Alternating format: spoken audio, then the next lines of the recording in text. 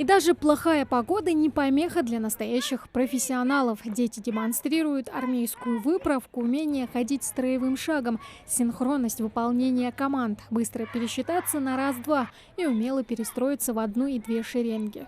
Первый, второй, раз, первый, второй, первый, второй, первый. Расчет окончен. Громко и выразительно, прямо как настоящие солдаты. У командиров должен быть самый сильный голос в команде, чтобы четко озвучивать приказы. Финальный строевой шаг сопровождается знаменитыми советскими песнями. От веселых и задорных до воинственных. «Служите России», «Прощание славянки», «Баллада о солдате». Летят белокрылые чайки, привет от родимой земли. Правильный поворот головы, отмашка или даже приветствие. На смотре строя и песни важен каждый нюанс. Строгое профессиональное жюри оценивает ребят по пятибалльной шкале. Наши учащиеся в течение года, можно сказать, готовятся к этому конкурсу. Очень-очень ответственно к нему относятся. Оценивается строевой шаг, дисциплина, форма. Как они поют песню в строю, вы, наверное, обратили внимание. Это тоже очень важно для детей, очень важно для награждения.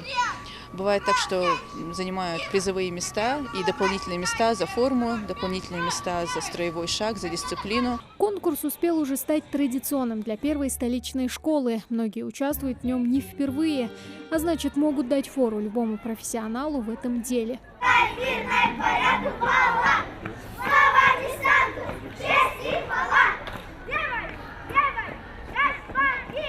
В конкурсе участвуют учащиеся среднего звена. Ясмина Дербичева, командир «Голубых беретов». Именно ее команда забирает кубок в этом году среди младших классов. Мы старались, мы готовились. С нами были родители, чтобы нас подготовить. Мы практически каждый день на переменах не бегали и занимались движениями, как маршировать, учились.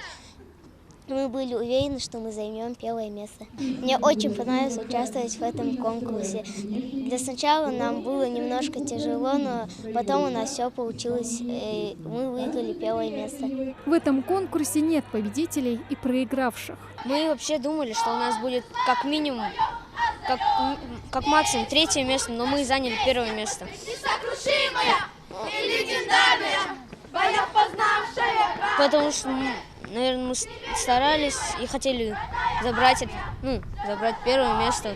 Очень волновались. Смирились с волнением и вышли и показали все, что мы можем. Младшеклассники отстрелялись, теперь эстафету передают учащимся с 5 по 9 классы. Смотр строя и песен для них проходит по той же системе. Лучшая команда получит кубок конкурса. Тамара Хашагульгова, Асхаб Белакиев, Новости 24.